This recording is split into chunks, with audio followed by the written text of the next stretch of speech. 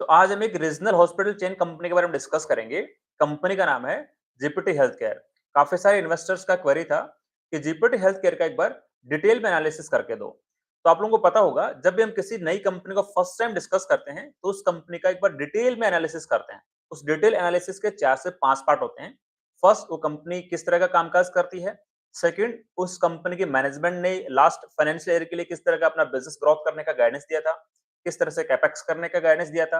And then उनकी जो actual delivery हुई है एफआई 26 के अंदर, क्या उनके गाइडेंस को ओवर अचीव करती हुई नजर आ रही है क्या। एंड देन अपकमिंग ईयर्स के लिए मैनेजमेंट अपना यू कैन से बिजनेस को किस तरह से प्लान आउट कर रहा है, किस तरह से अपना कैपेक्स प्लान कर रहा है, किस तरह से बिजनेस एक्सपेंशन का प्लान कर रहा है, उसके बारे में डिस्कस करते हैं, जो कौन-कौन हाइलाइट्स हमें पता लगता है।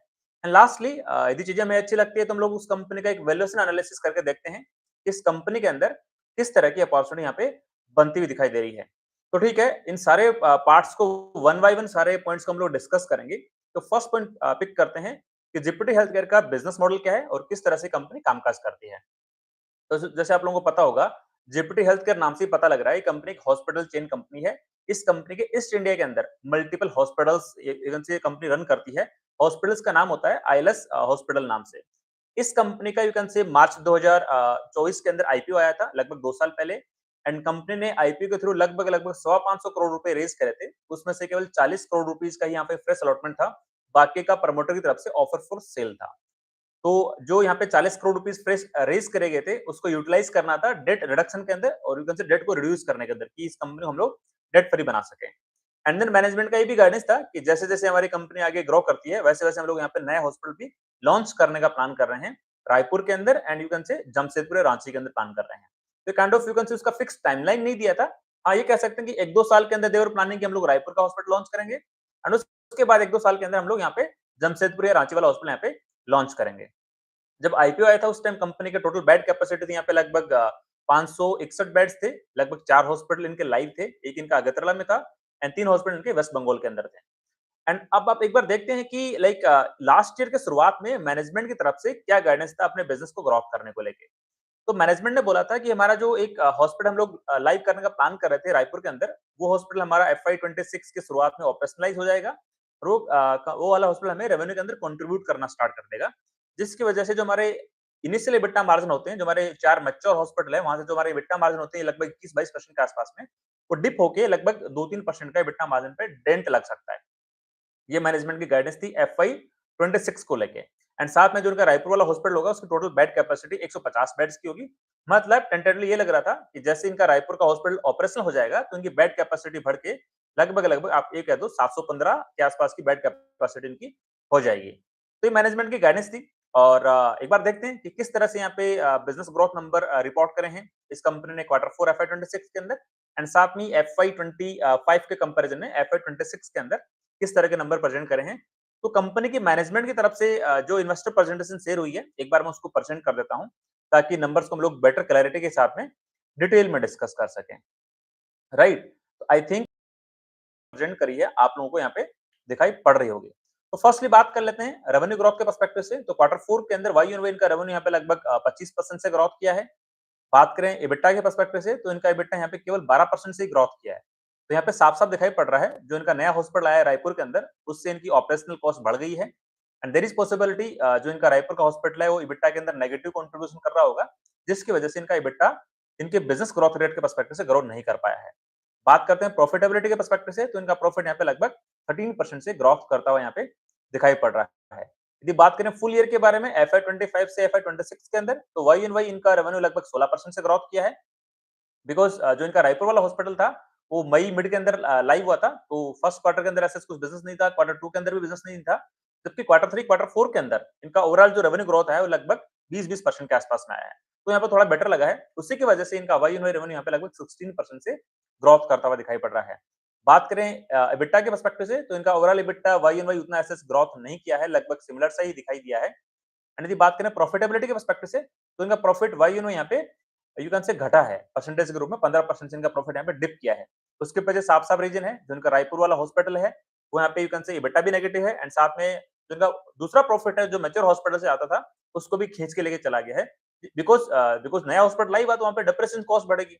एंड साथ में इस कंपनी का एक और मॉडल होता है कि जो नया हॉस्पिटल उन्होंने लाइव किया है वो लीज़ मॉडल पे है। मतलब इनकी खुद की लैंड नहीं है, खुद की बिल्डिंग नहीं है। यानी किसी डेवलपर से एसोसिएशन किया, डेवलपर ने लैंड और वहाँ पे कंस्ट्रक्शन का काम करके दिया, इनकी कस्टमाइज्ड डिज़ाइन के अकॉर्डिंग, वहाँ पे लोग उस डेवलपर को रेंट पे करते हैं, राइट? तो इनका वो बिज़नेस मॉडल है जिसकी वजह से इनका यू कैन से इंटरेस्ट कॉस्ट बढ़ गया है, यू कैन से आपको तो पता है बैलेंस शीट के अंदर जो पोस्ट आईएनडीएस जो काउंटिंग मेथड होता है, उसके अंदर फिर जो लीज़ अमाउंट होता है इनके बोरोविंग्स के अंदर दिखाई पड़ता है, जिसकी वजह से इनका इंटरेस्ट कंपोनेंट का कॉस्ट बढ़ गया है।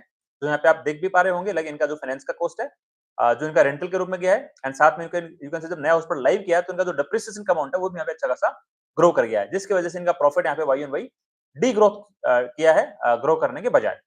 तो हमने काइंड ऑफ इस कंपनी के क्वार्टर 4 के रिजल्ट और एफआई 26 में किस तरह से बिजनेस ने परफॉर्म किया उसको यहाँ पे डिस्कस करने की कोशिश करी है। अब एक बार देखते हैं जो कंपनी ने बाकी के पैरामीटर शेयर करे हैं, एक बार उनको भी डिस्कस कर लेते हैं कि किस तरह से यहाँ पे इनका बिजनेस अपना यू कैन से ग्रो करता हुआ दिखाई पड़ रहा है, राइट? तो फर्स्ट एक बार देख लेते हैं कंपनी की टोटल बेड कैपेसिटी 719 बेड हो गए। आई थिंक 4-5 बेड इन लोगों ने लास्ट 2 साल 3 साल 2 साल के अंदर कुछ ब्राउनफील्ड एक्सपेंशन से किए हैं। लाइक इनके एक्जिस्टिंग हॉस्पिटल के अंदर कुछ ना कुछ बेड कैपेसिटी ऐड किया होगा ब्राउनफील्ड से। इसलिए इनका टोटल बेड कैपेसिटी 150 नए बेड ऐड कर दें रायपुर हॉस्पिटल के, तो यहाँ पे 719 बनते हुए दिखाई पड़ रहे हैं। एंड बात करें लाइक इनका बाकी के पैरामीटर्स के बारे में, तो इनका यहाँ पे देखो क्वार्टर 4 के अंदर जो इनका एबिटा आया है, एबिटा 25 करोड़ का आया है। इनका कहना है कि यदि हमारा रायपुर वाला हॉस्पिटल नहीं होता और हमारे केवल जो 4 हॉस्पिटल शुरुआत के वही होते, तो हमारा you can say EBITDA margin 24% के आसपास में होता। मतलब रायपुर के वाले हॉस्पिटल ने यहाँ पे अच्छा खासा डेंट दिया इनके एबिटा मार्जिन पे। बात करें रेवेन्यू के पर्सपेक्टिव से, तो क्वार्टर 4 के अंदर इनका रेवेन्यू यहाँ पे 9 करोड़ का आया रायपुर हॉस्पिटल से, बाकी के हॉस्पिटल से 119 करोड़ रुपीज़ का रेवेन्यू आया है। एंड यदि बात करें इनके एआरपीओ नंबर के बारे में, तो इनका जो एवरेज रेवेन्यू पर ऑक्यूपाइड बेड का नंबर लगभग अभी 40,500 रुपए के आसपास में क्वार्टर 4 का, और बेड ऑक्यूपेंसी का परसेंटेज यहाँ पे 48% के आसपास में दिखाई पड़ रहा है। जो इनके मैच्योर हॉस्पिटल है 4 पुराने वाले, उनका एवरेज यहाँ पे you can say occupancy rate 58% के आसपास में है, जबकि जो रायपुर वाला हॉस्पिटल है उसका क्वार्टर 4 के अंदर ऑक्यूपेंसी रेट यहाँ पे 14% के आसपास में रहा है।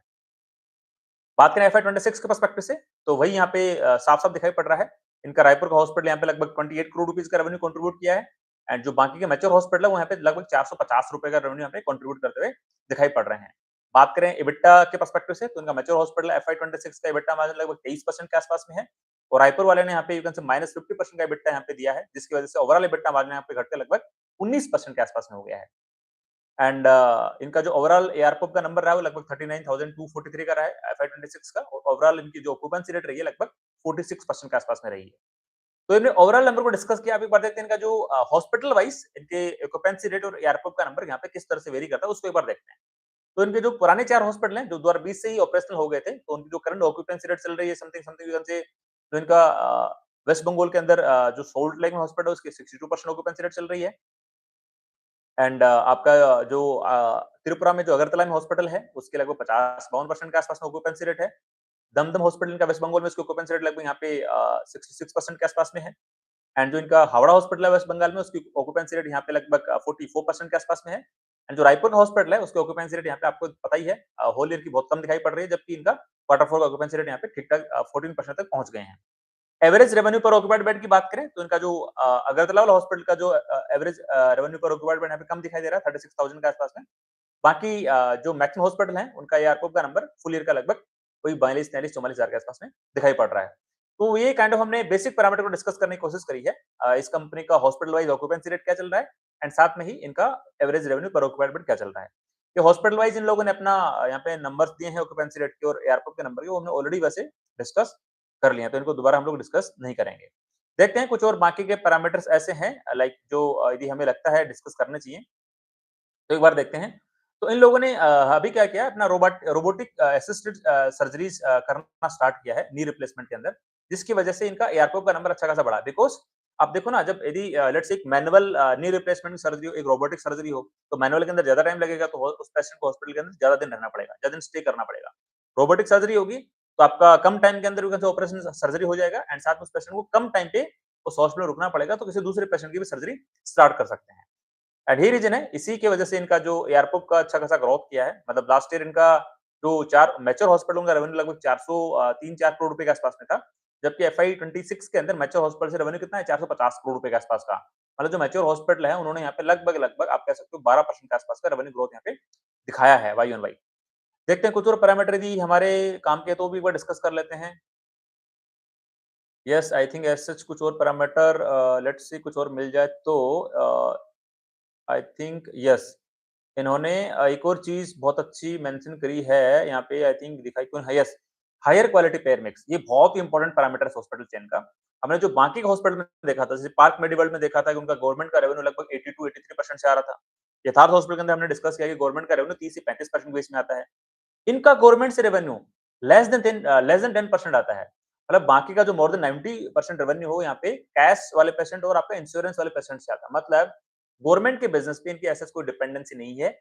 इसी वजह से ये वाली कंपनी यहाँ पे अपना जो कैश फ्लो हमेशा पॉजिटिव रख पाती है और अच्छा खासा कैश जनरेट करती है और उसी वजह से फिर डिविडेंड के अंदर पेमेंट कर देती है। ऑल्दो मेरा ऐसा मानना है कि आपके पास आपने अच्छा खासा कैश जनरेट किया तो आप दूसरे हॉस्पिटल लॉन्च करो ना यार, डिविडेंड क्यों दे रहे हो? अभी तो आप बहुत छोटू कंपनी हो। आपकी बेड कैपेसिटी लगभग यू कैन से भी 700-720 के आस-पास बना है। तो आपको तो मल्टीपल हॉस्पिटल लॉन्च करके अच्छे से ग्रो करना चाहिए ना, आप क्यों यहाँ पे कैश दे रहे हो? इन लोगों ने एक और जो प्लान किया था इनका जमशेदपुर वाला जो यहाँ पे हॉस्पिटल प्लान किया है, उसके अंदर जो यू कैन से बेड कैपेसिटी लोग बढ़ाएँगे लगभग 150 बेड की। ऑल्दो कॉन-कॉल का जब हम लोग डिस्कशन करेंगे इसी वीडियो के अंदर तब उनको एक बार डिटेल में डिस्कस करेंगे। बट पर बेड कैपेसिटी यहाँ पे लगभग 70 से 80 लाख रुपए यहाँ पे खर्चा पड़ रहा है। एंड साथ मैनेजमेंट ने भी बोला कि हम लोग एसेट लाइट एक्सपेंशन की तरफ हम लोग यहाँ पे प्लान कर रहे हैं। मतलब जो भी नए हॉस्पिटल आएँगे वहाँ पे हम लोग यू कैन से लैंड खरीदना, वहाँ पे बिल्डिंग कंस्ट्रक्ट कराना, हम लोग नहीं करेंगे। हम लोग किसी डेवलपर से टाई अप करेंगे, वो खुद की लैंड खरीदेगा, खुद वहाँ पे कंस्ट्रक्शन कराएँगे। हम उस लैंडलॉर्ड को कहें केवल यहाँ पे केवल रेंट पे करेंगे। इसी कारण इनका एसेट लाइट मॉडल होगा जिसकी वजह से इनका जो रिटर्न रेशियोज होगा यहाँ पे अच्छा खासा ग्रो करना चाहते हैं। Like return on equity, return on capital employed ये लोग 25% का अचीव करना चाहते हैं। इनका टारगेट है नेक्स्ट 2 इयर्स के अंदर 1000 बेड्स यहाँ पे ये लोग अचीव करना चाहते हैं। करंटली इनका बेड कैपेसिटी काउंट 720 या 719 है। यदि ये लोग 1000 तक पहुँचते तो अच्छी बात है। नेक्स्ट 2-3 साल के अंदर अच्छा खासा यहाँ पे बेड कैपेसिटी के अंदर अपना ग्रोथ प्लान कर रहे हैं। कुछ और पैरामीटर्स ही देखें तो इनका जो जमशेदपुर वाला हॉस्पिटल है वहाँ पे 75 करोड़ रुपीज़ का इन्वेस्टमेंट ये लोग प्लान कर रहे हैं एंड लाइक वहाँ पे 150 बेड का हॉस्पिटल यहाँ पे बनेगा एंड साथ में अपकमिंग इनका प्लान और है कि लाइक उत्तर प्रदेश, आसाम और उड़ीसा के अंदर सेंट्रल इंडिया के अंदर दे आर प्लानिंग कुछ नए और हॉस्पिटल यहाँ पे लाइव करने के बारे में। तो काइंड ऑफ इन्वेस्टर प्रेजेंटेशन के जो मैक्सिमम पैरामीटर्स थे हमने डिस्कस करने की कोशिश करी है। ऑल्दो जो इनका ये रायपुर वाला हॉस्पिटल लाइव हुआ उसकी वजह से इनका जो रिटर्न रेशियो है यहाँ पे अच्छा खासा डिप कर गया है। ठीक है, ऐसे उससे दिक्कत नहीं होनी चाहिए बिकॉज़ जैसे ये भी FY 27 के अंदर इनका रायपुर वाला हॉस्पिटल जैसे अच्छा ग्रो करना स्टार्ट करेगा तो ऐसे दिक्कत होनी नहीं चाहिए। बात करें कुछ और पैरामीटर्स की तो इनका एवरेज लेंथ ऑफ स्टे जिसको एएलओएस बोलते हैं हॉस्पिटल बिज़नेस के अंदर, वो भी यहाँ पे अच्छा खासा इंप्रूव हुआ है। Last year something something you can say आज से 2 साल पहले 3.95 था, अभी लगभग 3.50 के आस-पास में है। 3.50 डेज़ की यहाँ पे बात कर रहा हूँ, जब किसी पेशेंट की सर्जरी होती है, तो यहाँ पे पहले लगभग 4 दिन रखा जा रहा था, अभी साढ़े 3 दिन के अंदर उसको यहाँ पे यू कैन से छुट्टी दे दी जाती है हॉस्पिटल से। ये सबसे इम्पोर्टेंट स्लाइड है इस वाले डिस्कशन की, कि इनका एआरपॉप का नंबर एफवाई 24-25 से एफवाई 26 के अंदर इतना जंप क्यों किया है? बिकॉज़ जो इनका सुपर स्पेशलिटी वाला कंट्रीब्यूशन है, वो बढ़ गया है। लाइक यहाँ पे आप देख पा रहे होंगे जो इनका गायनेकोलॉजी वाला है, जो इनका यू कैन से ऑर्थोपेडी वाला है, जो इनका कार्डियो वाला यू कैन से 3 स्पेशलिटी है, उनका रेवेन्यू पहले 17% था एफवाई 24 के अंदर टोटल रेवेन्यू का, वो बढ़ के भी कितना हो गया 25% के आस-पास है। मतलब जैसे-जैसे सुपर स्पेशलिटी का आपका रेवेन्यू कंट्रीब्यूशन बढ़ेगा, आपका वैसे-वैसे यहाँ पे अच्छा खासा एआरपीओ का नंबर ग्रो करेगा। तो काइंड ऑफ हमने सारे पॉइंट्स को डिस्कस करने की कोशिश करी है। आई थिंक जो एक हॉस्पिटल बिज़नेस के लिए होते हैं इसको हमने डिस्कस किया है। तो ओवरऑल देखने पे ये पता लग रहा है कि ठीक है एफवाई 26 इस कंपनी के लिए रेवेन्यू ग्रोथ के पर्सपेक्टिव से ठीक-ठाक गया है बिकॉज़ एफवाई 25 के अंदर तो इस कंपनी ने रेवेन्यू ग्रोथ शो ही नहीं किया था। बिकॉज़ उनका रायपुर वाला हॉस्पिटल था वो एकदम से लाइव हो ही नहीं पाया था, राइट? ठीक है, अभी एफवाई 26 की शुरुआत के मई के महीने में इनका रायपुर का hospital you can say mid of May 2025 में लाइव हो गया था, जिसकी वजह से इनका यू कैन से एफवाई 26 के अंदर रेवेन्यू ग्रोथ ये लोग डिलीवर कर पाए हैं। बट हाँ, इनका रायपुर का जो हॉस्पिटल है उसका एबिटा अभी कंट्रीब्यूशन नेगेटिव है, उसकी वजह से इनका यू कैन से एबिटा मार्जिन पे डेंट देखने को मिला है और इनका नेट एबिटा के अंदर उतनी ग्रोथ नहीं आई है, साथ में इनका जो प्रॉफिट की ग्रोथ ना होके लगभग यहाँ पे डी ग्रोथ रिपोर्ट करी है एफवाई 26 के अंदर। तो हमने डिस्कस किया कि इनका एफवाई 26 कैसा गया। अब जो मैनेजमेंट ने यहाँ पे कॉनकोल के जो मेजर हाइलाइट्स हैं, जो कॉनकोल के अंदर मैनेजमेंट ने यहाँ पे डिस्कस किया, उनको वन बाय वन सारे पॉइंट्स को डिस्कस करने की कोशिश करते हैं। तो सबसे इंपॉर्टेंट डिस्कशन पूरे कॉनकोल में रायपुर वाले हॉस्पिटल के अराउंड ही चल रहा था। बिकॉज़ रायपुर वाले हॉस्पिटल ने यहाँ पे रेवेन्यू ग्रोथ तो दी है एंड साथ में इनके जो पुराने मैच्योर हॉस्पिटल थे, वहाँ से भी अच्छी खासी रेवेन्यू ग्रोथ आई है बिकॉज़ स्पेशलिटी मिक्स के कारण। बट रायपुर वाले हॉस्पिटल ने यहाँ पे इनका एबिटा जो ग्रो करना था, उस तरह से ग्रो नहीं कर पाया एंड साथ में प्रॉफिट ग्रो करने से इनको यहाँ पे कंस्टेंट दिया, मतलब वहाँ पे प्रॉफिट ग्रो करने के बजाय डी ग्रो कराया है। तो मेजॉरिटी ऑफ डिस्कशन यहाँ पे रायपुर वाले हॉस्पिटल पे हो रहा था। तो मैनेजमेंट से बारी-बारी से पूछा जा रहा था रायपुर वाले हॉस्पिटल के बारे में। कुछ 5-6 मेजर पॉइंट्स थे, मैं आपको यहाँ पे डिस्कस कर लेता हूँ। रायपुर वाले हॉस्पिटल के बारे में मैनेजमेंट से पूछा गया कि आपका ये जो हॉस्पिटल है, यहाँ पे अभी इसका current you can say numbers क्या चल रहे हैं? तो मैनेजमेंट का कहना था कि क्वार्टर 4 के अंदर नेगेटिवली 3.5 करोड़ रुपीस का एबिटा यहाँ पे रिपोर्ट किया है रायपुर वाले हॉस्पिटल में। शुरुआत में तो बहुत ज़्यादा नेगेटिव एबिटा था बिकॉज़ धीरे-धीरे पेशेंट आना स्टार्ट हुए थे, लगभग अभी 10, 11, 12 महीने के आस-पास ही हुआ है। एंड साथ में मैनेजमेंट ने ये भी बताया है कि लाइक वी आर टारगेटिंग कि क्वार्टर 3 एफवाई 27 के अंदर हमारे यहाँ पे ब्रेक इवन हो जाएगा। एंड साथ में क्वार्टर 4 एफवाई 26 को एग्जिट करेंगे तो हमारी रायपुर वाले हॉस्पिटल के अंदर बेड ऑक्यूपेंसी रेट बढ़ के 30% हो जाएगी, जो करंटली भी 14% के आसपास में है। तो मेजर पॉइंट यहाँ पे मैनेजमेंट ने बताया रायपुर वाले हॉस्पिटल के बारे में। एंड साथ में ये भी कहा है कि एफवाई 28 के अंदर ये हॉस्पिटल यहाँ पे फुल्ली प्रॉफिटेबल हो जाएगा। तो मैनेजमेंट ने यहाँ पे साफ-साफ क्लैरिटी देने की कोशिश करी है कि हमारा जो बिज़नेस मॉडल है उसके अंदर फर्स्ट ईयर हमारा नेगेटिव होता है हॉस्पिटल के लिए, दूसरा साल एंड होते थे हम लोग ब्रेक इवन कर पाते हैं एंड तीसरे साल के अंदर हम लोग यहाँ पे प्रॉफिटेबिलिटी जनरेट कर पाते हैं। उस टाइम हमारा ऑक्यूपेंसी रेट उस नए हॉस्पिटल का लगभग यू कैन से 40-45% के आसपास में पहुंच पाता है। मतलब हमने जो देखा है जो बाकी की यू कैन से बहुत बड़ी चेन्स हैं हॉस्पिटल की, लाइक हमने देखा है मैक्स हेल्थ केयर की बात करी है, फोर्टिस हॉस्पिटल की बात करी है, अपोलो हॉस्पिटल की बात करी है, मेदांता हॉस्पिटल की बात करी है। उनका ब्रांड रिकॉल इतना है कि जैसे वो नया हॉस्पिटल लॉन्च करते हैं, तो उसके नेक्स्ट अराउंड अराउंड 2 साल के आसपास वो hospital you can say profit generate करना स्टार्ट कर देते हैं। बट यहाँ पे जीपीटी हेल्थ केयर वाले केस के अंदर ऐसा नहीं हो रहा है। यहाँ पे 2 साल बाद में तो हॉस्पिटल ब्रेक इवन बनता है एंड तीसरे साल के अंदर हॉस्पिटल यहाँ पे प्रॉफिटेबल बनता है। बिकॉज़ जो हम लोग डिस्कशन करते हैं ना, यदि किसी हॉस्पिटल का यू कैन से हमारा रेवेन्यू ग्रोथ किससे डिसाइड होगा? फर्स्ट उसका बेड कैपेसिटी एक्सपेंशन किस रेट से हो रहा है? सेकंड उसका यू कैन से एआरपीओ का ग्रोथ किस रेट से हो रहा है? तो यहाँ पे हमें इसमें ये भी डिस्कस करना पड़ेगा जीपीटी हेल्थ केयर वाले केस में कि इनका जो ऑक्यूपेंसी रेट है, वो किस तरह से ग्रो कर रहा है। बिकॉज़ बाकी हॉस्पिटल के कंपैरिजन में जीपीटी हेल्थ केयर का ऑक्यूपेंसी यहाँ पे इतना अच्छे से ग्रो नहीं कर पाता है नए हॉस्पिटल लॉन्च के बाद में। मतलब इन लोगों ने जो बेड कैपेसिटी एक्सपेंशन किया था, लगभग एफवाई 25 कंप्लीट होने तक इनका बेड था 500 लगभग 60 के आसपास में, 565 मान लो। एफवाई 26 में लगभग 150 बेड ऐड करे। एफवाई 27 के एंड तक इनका टारगेट है कि जमशेदपुर वाला हॉस्पिटल हमारा लाइव होगा तो 150 बेड और हो जाएँगे। मतलब लगभग 300 बेड ये लोग लाइव कर देंगे एफवाई 26 और एफवाई 27 को मिला के। तो 560 बेड पे यदि 300 बेड मैं लाइव करता हूँ नेक्स्ट 2 साल तक, या फिर you can say may be यदि एफवाई 28 के क्वार्टर 1 तक यदि पोस्टपोन होता है ऑपरेशन वाला, तो मे बी यदि 2.5 साल के अंदर यदि मैं 300 बेड ऐड करता हूँ 560 के यू कैन से बेस के ऊपर, तो मोटा-मोटी 2.5 साल के अंदर 50% से बेड कैपेसिटी एक्सपेंशन, मतलब मान सकते हो लगभग 18-20% के सीएजीआर से उस हॉस्पिटल का बेड कैपेसिटी एक्सपेंशन हो रहा है। एंड हम लोग कंसीडर करते हैं कि उसका एआरपॉप का नंबर लेट्स से 4-5% से भी ग्रोथ करता हो, तो कंपनी इजीली 22-23% का रेवेन्यू ग्रोथ यहाँ पे डिलीवर कर सकता है। बट यहाँ पे वो साफ-साफ दिखाई नहीं पड़ रहा है, उसके पीछे वही रीज़न है कि इनका जो बेड ऑक्यूपेंसी का रेट है वो बहुत धीरे-धीरे ग्रो करता है। पहले साल 10-15% के आसपास में, दूसरे साल 25-30% के आसपास में, तीसरे साल 40% के आसपास में, चौथे साल में हो सकता है 45-50% के आसपास में, राइट? बिकॉज़ आपने देखा होगा इनका जो एक हावड़ा हॉस्पिटल, वो अभी भी लगभग 45% के आसपास की बेड ऑक्यूपेंसी रेट पे चल रहा है। इसको ओपन हुए लगभग कितना टाइम हो गया? ज़्यादा ही हो गया, 5 साल से ज़्यादा का टाइम हो गया है। तो यहाँ पे थोड़ा मेरे को लैग पॉइंट दिखाई देता है जीपीटी हेल्थ केयर के पर्सपेक्टिव से, बिकॉज़ जो बाकी के हॉस्पिटल चेन्स हैं वो यहाँ पे बहुत रैपिडली ही अपना यू कैन से दूसरे साल के एंड तक जाते प्रॉफिटेबल हो जाते हैं। तीसरे साल से उनका bed occupancy rate may be you can say 45-50% already पहुँच जाता है। वहाँ मेरे को यहाँ पे थोड़ा लैग दिखाई पड़ता है। और हाँ, यदि बात करें इनके जमशेदपुर वाले हॉस्पिटल के बारे में, तो मैनेजमेंट ने यहाँ पे बोला है कि लाइक ये भी रेंटल लीज मॉडल पे ही है, जो मैंने आपको इनका एक्सपेंशन का मॉडल बताया। इसका हमारा लगभग 150 बेड यहाँ पे प्लान कर रहे हैं, 75 करोड़ रुपीज़ की कैपेक्स कर रहे हैं। पर बेड यहाँ पे लगभग 70 से 80 लाख रुपए खर्च होंगे। एक्सपेक्टेड है क्वार्टर 4 एफवाई 27 से हमारा हॉस्पिटल यहाँ पे लाइव हो जाएगा, बट हम लोग ये कंसीडर करेंगे कि ठीक है, 1-2 क्वार्टर का ऊपर-नीचे हो सकता है, मे बी क्वार्टर 1 एफवाई 28 में लाइव हो, उसमें ऐसे दिक्कत नहीं होनी चाहिए। बात करें एयरपोर्ट के नंबर के पर्सपेक्टिव से, तो इनका टारगेट है कि जमशेदपुर वाला हॉस्पिटल हमारा लगभग 35,000 रुपए का एयरपोर्ट जनरेट करेगा फर्स्ट ईयर के अंदर। तो ये हमने बात करी इनके जमशेदपुर वाला हॉस्पिटल एक्सपेंशन के बारे में। अब बात करते हैं इन लोगों ने एफवाई 27 के लिए क्या गाइडेंस दिया है। तो गाइडेंस के अंदर बोला है कि हम लोग एफवाई 27 के अंदर में भी यू कैन से लगभग 15% से हमारा रेवेन्यू ग्रोथ करेंगे, बट मेरे को बहुत ही काफी कंजर्वेटिव लगा, बिकॉज़ आपका जो मैच्योर हॉस्पिटल है, वहाँ से लेट्स से आप 5-6% से 7% से ग्रोथ करते हो, और यदि आप रायपुर वाले हॉस्पिटल के अंदर 30% की you can say occupancy achieve करते हो, 25-30% की, तो आपका you can say revenue growth rate overall may be 17, 18, 19% के आसपास में हो सकता है। बट मैनेजमेंट यहाँ पे लगता है थोड़ा मेरे को कंजर्वेटिव प्ले करता हुआ दिखाई पड़ रहा है। मैनेजमेंट ने गाइडेंस दिया है कि क्वार्टर 3 के अंदर हमारा रायपुर का हॉस्पिटल प्रॉफिटेबल मतलब ब्रेक इवन हो जाएगा, तो हमारा जो ओवरऑल एबिटा मार्जिन रहेगा एफवाई 27 का मे बी लगभग 20% के आसपास में रहेगा।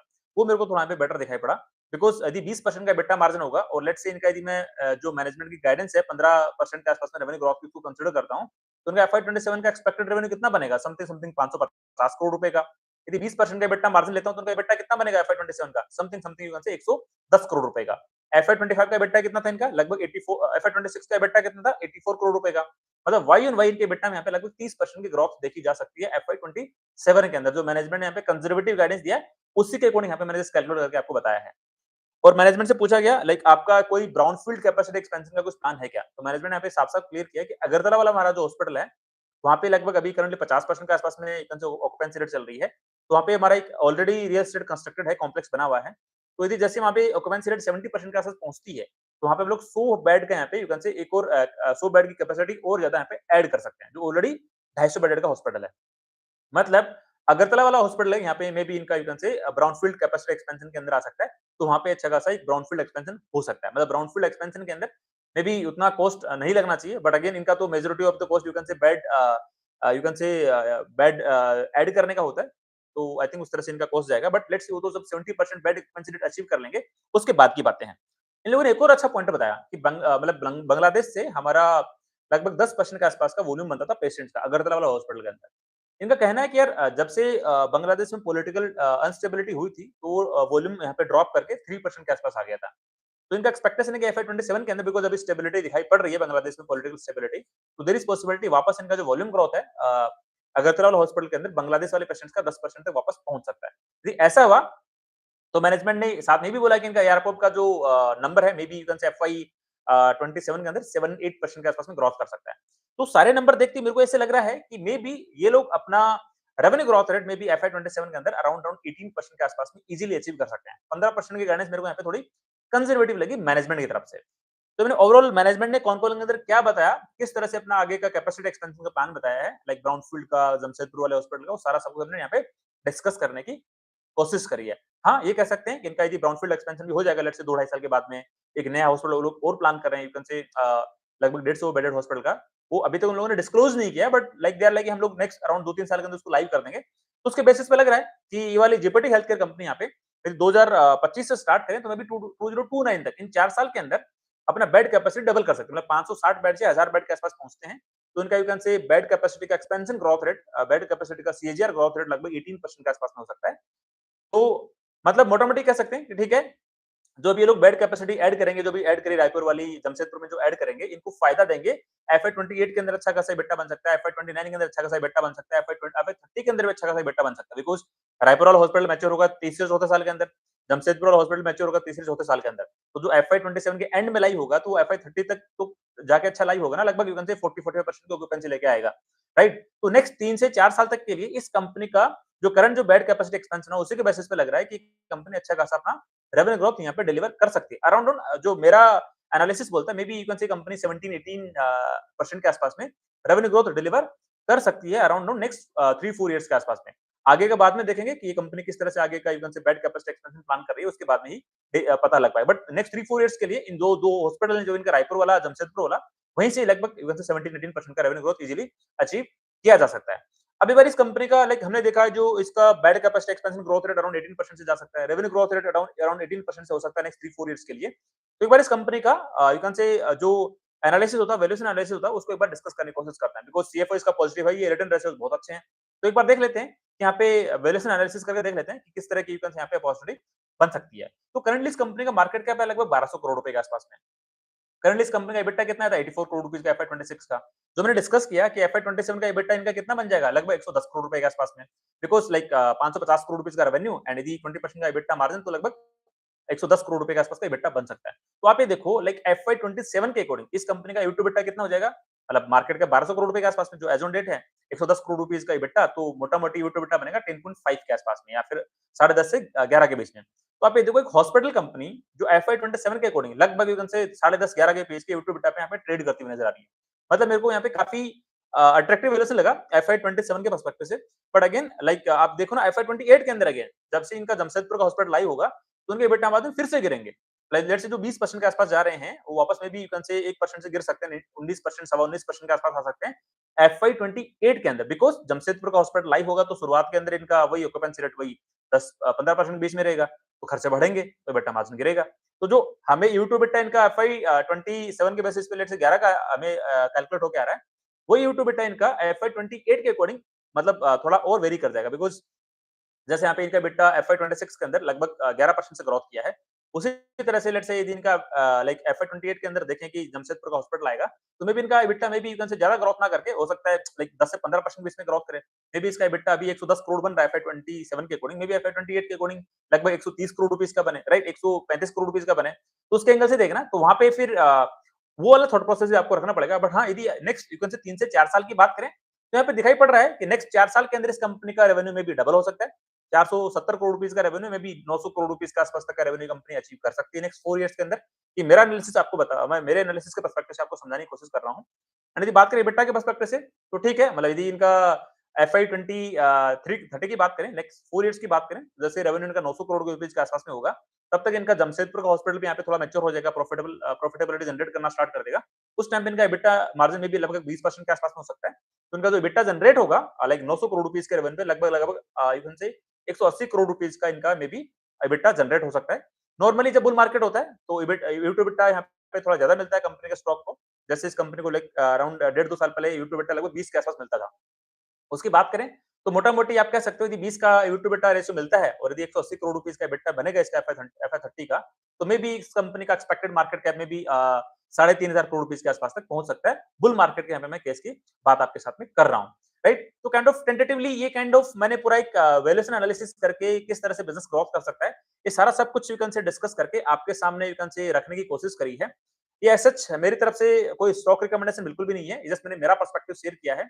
आप लोग अपनी खुद की रिसर्च करना, अपना खुद का यू कैन से एनालिसिस करना एंड जो आपके इन्वेस्टमेंट एडवाइजर हैं, उनसे डिस्कस करके डिसाइड करना कि आपको इस कंपनी को अपनी वॉच लिस्ट का पार्ट बनाना है या फिर पार्ट नहीं बनाना है। बिकॉज़ मैं बारी-बारी से आप लोगों को कहता रहता हूँ कि I am not a SEBI registered research analyst, I am not a SEBI registered investment adviser, so I am not authorised to give any stock recommendations.